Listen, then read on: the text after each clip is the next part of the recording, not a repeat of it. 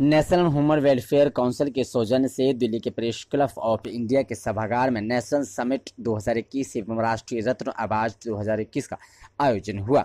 आयोजन में मुख्य अतिथि के रूप में हरियाणा कला परिषद के डायरेक्टर प्रोफेसर संजय भसीन जी, विशिष्ट अतिथि के रूप में अधिवक्ता श्री नवीन कुमार, सदस्य ministry of civil aviation, Bharat सरकार, राष्ट्रीय कार्यकारिणी सदस्य, महिला प्रकोष्ठ NHWC, भारती जैन सम्मिलित हुए। आयोजन में कार्यक्रम की अध्यक्षता आयोजन संस्था के अध्यक्ष गुंजन मेहता ने की। आयोजन में पूरे देश के अलग अलग राज्यों से शिक्षा, स्वास्थ्य, कला व समाज सेवा के क्षेत्र में बेहतरीन योगदान दे रहे कुल 30 महानुभाव कोरोना महामारी के मानकों का पालन करते हुए सम्मिलित हुए। आयोजन का शुभारंभ राष्ट्रगान से शुरू हुआ। तत्पश्चात आगंतुकों ने अपने अपने राज्य में शिक्षा, कला व स्वास्थ्य से संबंधित बिंदुओं पर चर्चा की व सभी ने एक दूसरे के समक्ष अपने विचारों को प्रस्तुत किया।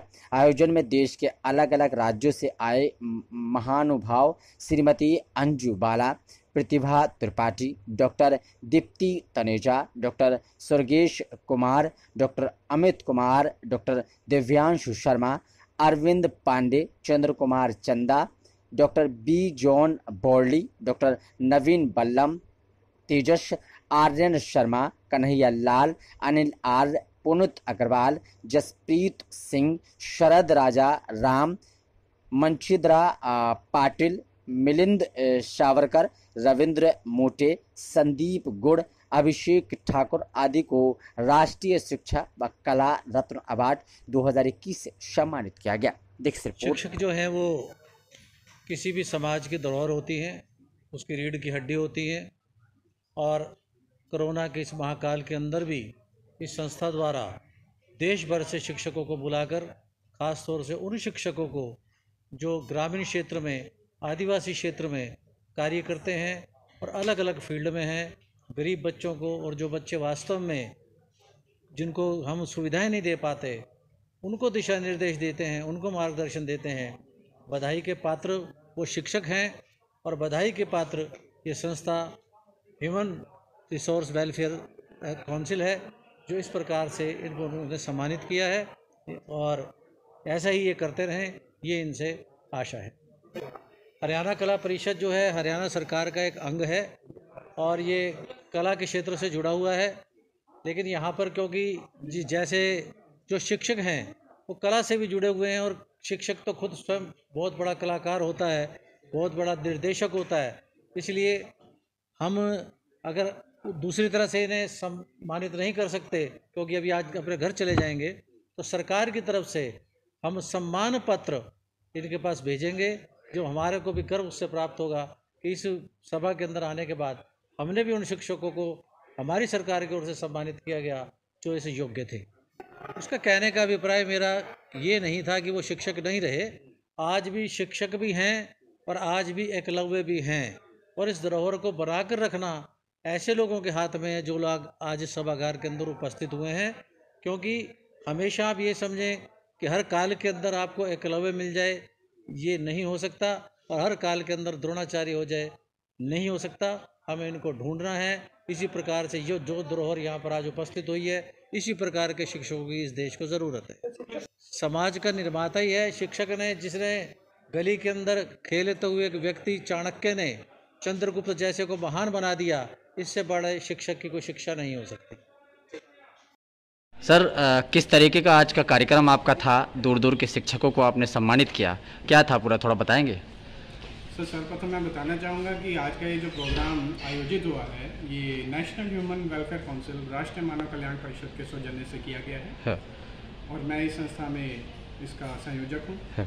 आज का ये जो आयोजन था एक नेशनल समिट था, जिसमें हम लोगों ने कला, समाज सेवा, शिक्षा और स्पोर्ट्स के ऊपर चर्चाएं रखी थी।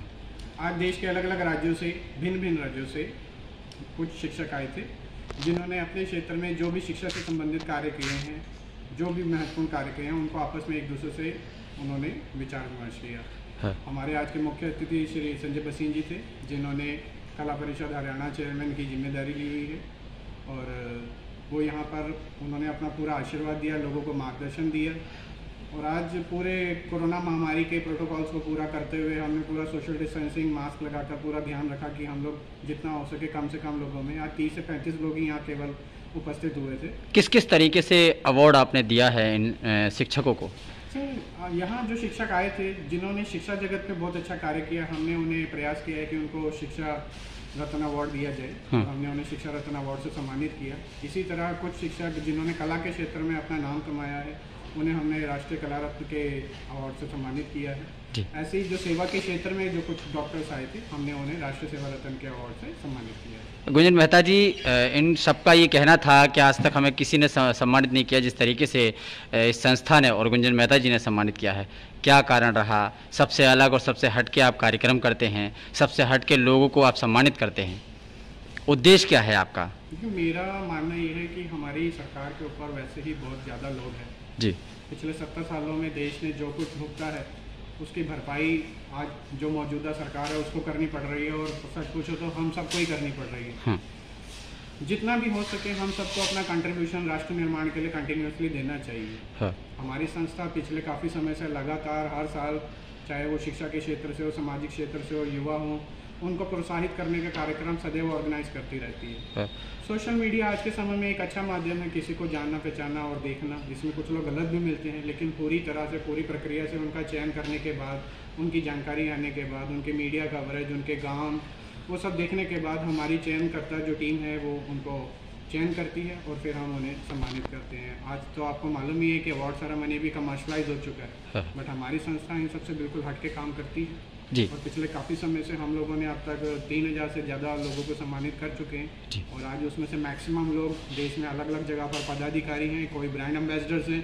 तो ये हमारे लिए बड़ी गर्व की बात है कि जिन्हें हमें मौका मिला कि हम उन्हें एक मंच पर लेकर के आज वो लोग अपना नाम कमा रहे हैं। सर मैं सिर्फ एक ही संदेश देना चाहूँगा कि हमारे देश में लेग पुलिंग को छोड़ के अगर हम लोगों को आगे पुश करना शुरू कर दें तो हमारे देश ये चीन, अमेरिका, इनसे कहीं आगे है। बस मैं एक इतना सा ही मैसेज देना चाहूँगा कि लोगों को बढ़ते कदमों को रोकने की वजह उन्हें आगे सहारा दी, उन्हें प्रोत्साहित करें, उन्हें आगे बढ़ने दें अच्छे कामों के लिए। आपको में थे, आर्मी में थे, और रिटायर होने के बाद जब उन्होंने एकदम से घर पर बैठे तो आर्मी मैन घर में तो बैठ नहीं सकता, वो इमीडिएट ही बीमार पड़ गए। लेकिन जब तक मैं छोटा था हमेशा वो अपने साथ मुझे लेकर के जाते थे, कहीं पर भी आना जाना प्रोग्राम्स के अंदर।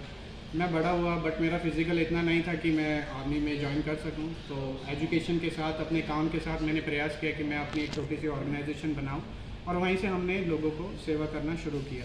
सिर्फ अवार्ड सेरेमनी ही नहीं, मैं गुड़गांव से हूँ, और गुड़गांव में कभी भी पूरे देश में यदि प्राकृतिक आपदा आई है तो गुड़गांव से सबसे पहली संस्था शायद हमारी ही होती है जिन्होंने फूड डिस्ट्रीब्यूशन के लिए या कोई भी सपोर्ट, हमारे यहाँ से डीसी साहब उसको फ्लैग आउट करते हैं और वो सामान यहाँ से चाहे केरला उड़ीसा हो। ठीक है, थैंक यू सर। क्या नाम है आपका भैया?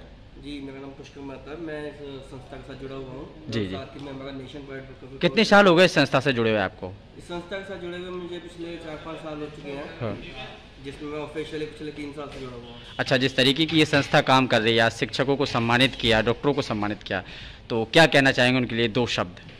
जी देखिए, जैसे कि हमने देखा देश के विभिन्न क्षेत्रों से आए हुए शिक्षकों एंड डॉक्टर्स को हमने सम्मानित किया है। ये सम्मान जो है हमने उनके काम को देखते हुए दिया गया है सम्मान, और साथ में उनको एक मोटिवेशन के लिए हमने इसको ऑर्गेनाइज किया था जी, जो सफलता से बहुत ही अच्छा हुआ जी। एंड हमारी कोशिश यही होगी कि आगे भी हम ऐसे ही शिक्षकों को सम्मानित कर सकें। ठीक है। मैं शिक्षकों को ये संदेश देना चाहूँगी कि वो आगे भविष्य को, आने वाले भविष्य को सुधारें और अच्छा एक भारत को निर्माण दें जी। एंड तरफ से मैं गुंजन मेहता, छोटे भैया हैं मेरे, और उन्हें बहुत आभार व्यक्त करती हूँ कि जो वो इतने सुंदर सुंदर मोतियों को क्षेत्र में से हर एक अलग अलग राज्यों में से चुन चुन कर लाए हैं और उनका सम्मान दे रहे हैं। ठीक है। नाम है आपका? सर मेरा नाम चंद्र कुमार चंद्रा है। चंद्र जी कहाँ से हैं? मैं छत्तीसगढ़ से हूँ। आज दिल्ली में आए हैं और नेशनल ह्यूमन राइट्स जो संस्था है उसने आपको सम्मानित किया है, क्या कैसा आपको लग रहा है और क्या कहना चाहेंगे? बहुत अच्छा लग रहा है सर, क्योंकि मैंने जो बच्चों को पढ़ाने में प्रेरित जो किया है उनके लिए आज मेरा मन गदगद हो गया, क्योंकि मैं छत्तीसगढ़ का एकदम पिछड़े अंचल का हूँ और उस अंचल में गरीब बच्चे बहुत होते हैं। उन गरीब बच्चों को हर वर्ष मैं गोद लेकर मैं उन बच्चों को पढ़ाई के लिए प्रेरित करता हूँ। उनके घर जाकर उनके माता पिता को मैं प्रेरित करता हूँ कि पढ़ाई ही जीवन का सार है। अगर हमारा पीढ़ी पढ़ाई से वंचित हो जाएगा तो हम आगे बढ़ने में बहुत पीछे हो जाएंगे।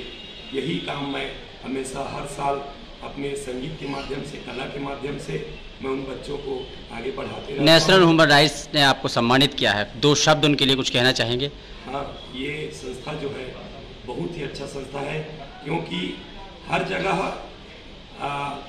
जो अपनी बात है उसको रखने के लिए एक मंच की ज़रूरत होती है। वो मंच प्रदान करने में ये जो ह्यूमन राइट्स संस्था जो है वो आगे बढ़ा रहे हैं। इनके लिए मैं उस संस्था को बार बार धन्यवाद करता हूँ। Thank you. आपका? मेरा नाम रविंद्र मधुकरराव मुटे, मैं वर्धा से हूँ। जी रविंद्र जी, कैसा लग रहा है आज ह्यूमन राइट्स जो संस्था है उसने आपको सम्मानित किया है और क्या कहना चाहेंगे इस पे आप? नेशनल ह्यूमन राइट्स जो संस्था है इनके द्वारा जो हमें पुरस्कार मिले हैं ये हमारे लिए सही में गर्व की बात है। हमने जो काम किया है उस काम के बदौलत इनकी वजह से हमें ये आज इतने अच्छे पुरस्कार मिल रहे हैं और हमारे काम की सही में चीज़ हो रही है, ये हमें आज लग रहा है। हम एक ग्रामीण भाग से आते हैं, हम एक कला शिक्षक है, वहाँ पे छोटे छोटे लड़कों को हमको पढ़ाना पड़ता है और कुछ उनमें अगर कमी भी होती है तो हम खुद के पैसे से उनको देके हमारा फील करते हैं। तो सब हाँ, ये जो संस्था है बहुत ही बढ़िया संस्था है। ये जो संस्था है जो नवयुवक है, जो लड़के हैं, इन लोगों को उनके काम के हिसाब से अच्छे पारितोषिक देते हैं और उनको एक प्रोत्साहन देती है और आगे बढ़ने की एक मौका देती है। ठीक है, बहुत ठीक है, थैंक यू। मैं आपका भैया? मेरा नाम कन्हैयालाल लाट है जी, मैं राजस्थान से आया हूँ।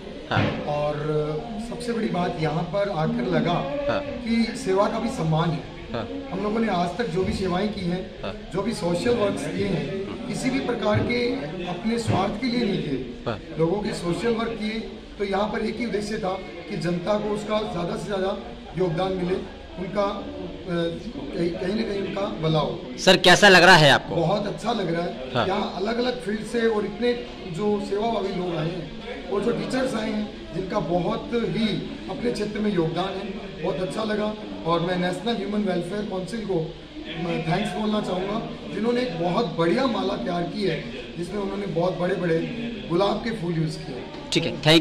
क्या नाम है आपका? मेरा नाम पाटिल देवेश जी, महाराष्ट्र से हूँ। जी जी, आज ह्यूमन राइट्स जो संस्था है उसने आपको सम्मानित किया है, कैसा अनुभव आपका रहा है और क्या कारण रहा कि आपको सम्मानित किया गया और कैसा आपको लग रहा है? हमने जो सोशल वर्क किया है उसकी जानकारी कॉन्फ्रेंस से हुई, उसने हमारा जानकारी मांगी, हमने जानकारी दी। कोई मुलाकात की उसने हमसे, हमने कोई सवाल के जवाब किए, हमने उनके सवाल जवाब दिए।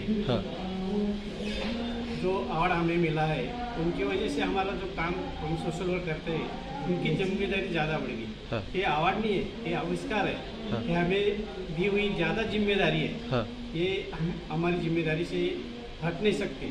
अवार्ड मिलना इसका मतलब है तो एक काम जो है कुछ ज़्यादा तेज़ करना है, ज़्यादा उनका क्षेत्र बढ़ाना है, हमारी जिम्मेदारी बढ़ाने वाला ये अवार्ड है। खुशी तो है, काम करते समय ही खुशी है, लेकिन हमारी जो खुशी है अवार्ड से दुगुना खुशी हुई है। हमारा जो काम चल रहा है वो सही काम चल रहा है, यही हमें अवार्ड से एक मालूमात होता है, एक जानकारी मिलती है। ठीक है, थैंक यू, थैंक यू। ये क्या नाम है आपका? आज नेशनल ह्यूमन राइट्स जो संस्था है उसने आपको सम्मानित किया है, क्या है और कैसा आपने काम किया जिसकी वजह से आज सम्मानित आपको किया गया?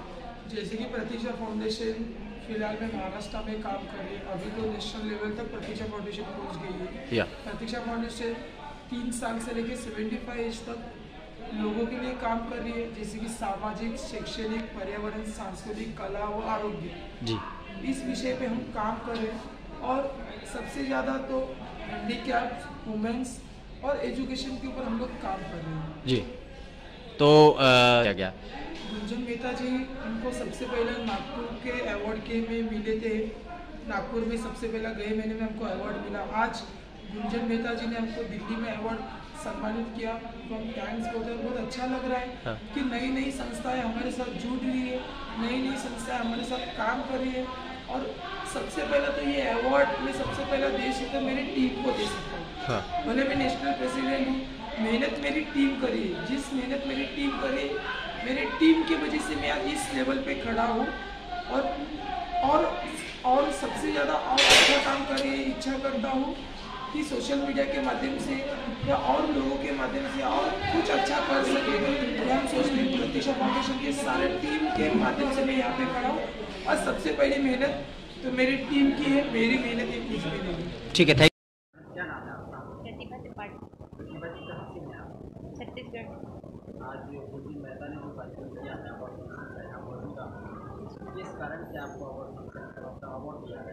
जी, शिक्षा के क्षेत्र में कुछ विशेष कार्य जो हमने किया है उसके लिए ही सर ने हमें अवार्ड दिया।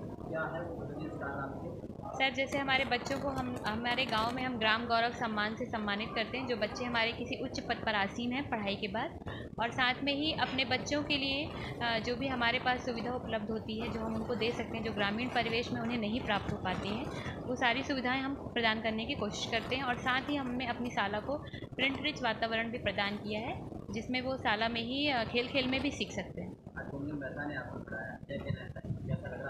जी, बहुत ही अच्छा और बहुत ही सुंदर आयोजन है। साथ में ही हमें काफ़ी खुशी है कि हम इस अवार्ड के हकदारी हैं, और हम कोशिश भी करेंगे कि हम और भी अच्छा कार्य कर सकें। जी, सर के लिए सर बहुत ही मिलनसार व्यक्ति और बहुत ही अच्छा कार्य वो कर रहे हैं, जिससे जो शिक्षा के क्षेत्र में या सामाजिक कार्य या कविता के क्षेत्र में कार्य कर रहे हैं, उन्हें आगे लाने का वो प्रयास कर रहे हैं। इसलिए उनको बहुत ही धन्यवाद की ज्ञापित है। संस्था का नाम आपको पता है? जी, संस्था का नाम आपको पता है? जी। मैं अरविंद पांडे, मैं उत्तर प्रदेश के जनपद मऊ से यहाँ आया हूँ, और नेशनल ह्यूमन वेलफेयर काउंसिल की तरफ से यह जो शिक्षा रत्न अवार्ड की घोषणा हुई है, जिसमें मुझे नामित किया गया है, काफ़ी अच्छा लगा मुझे। और नेशनल ह्यूमन वेलफेयर काउंसिल ने ऐसे लोगों को पिक किया है जो पूरे देश के रिमोट एरिया से भी अगर वो अच्छा काम कर रहे हैं तो वहाँ तक अपनी पहुँच बनाते हुए नेशनल ह्यूमन वेलफेयर काउंसिल ने उन लोगों को आज यहाँ सम्मानित किया है। मैं धन्यवाद देता हूँ श्री गुंजन मेहता जी का, जिन्होंने प्रतिभाओं को पहचाना। मेरा नाम शरद पाटिल है, मैं धुलिया महाराष्ट्र से हूँ, और धुलिया जिले में बहुत ही ग्रामीण क्षेत्र में, मतलब बहुत ही देहाती क्षेत्र में मेरा कार्य चल रहा है। मेरा काम है, मैं कला शिक्षक हूँ। बराबर sir, national human welfare council के लिए क्या कला के क्षेत्र में हर एक छात्र के अंदर कोई ना कोई कला होती है, जिसे आप सुप्त कला कह सकते हैं, जो सोई हुई कला हो सकती है। तो उस कला को बाहर निकाल कर दुनिया के सामने लाना, क्या पता उसमें भी कोई बड़ा कलाकार छिपा हो। और मैं साल भर में जितने भी राष्ट्रपुरुष, महापुरुष, जयंती, पुण्यतिथि या राष्ट्रीय कार्यक्रम होते हैं, उन कार्यक्रम के माध्यम से फलक लेखन करता हूं, और फलक लेखन के माध्यम से मैं जन जागृति और समाज प्रबंधन का कार्य करता हूं। ये मेरा कार्य है। सर, आज आपको सम्मान मिला, कैसा लगा आपको? ये सम्मान बहुत ही बड़ा सम्मान है। सम्मान के लिए मैं श्री गुंजन सर जी का बहुत बहुत आभारी हूँ। धन्यवाद। यूथ आइकॉन अवार्ड से लेकर अभी तक के मैं नेशनल ह्यूमन वेलफेयर काउंसिल से जुड़ा हूँ, और आज का जो अवार्ड है वो बहुत ही मतलब सिर्फ अवार्ड नहीं रहता है, अपनी स्फूर्ति और अपने कार्य का एक प्रेरणादायी अस्तित्व में मिल जाता है।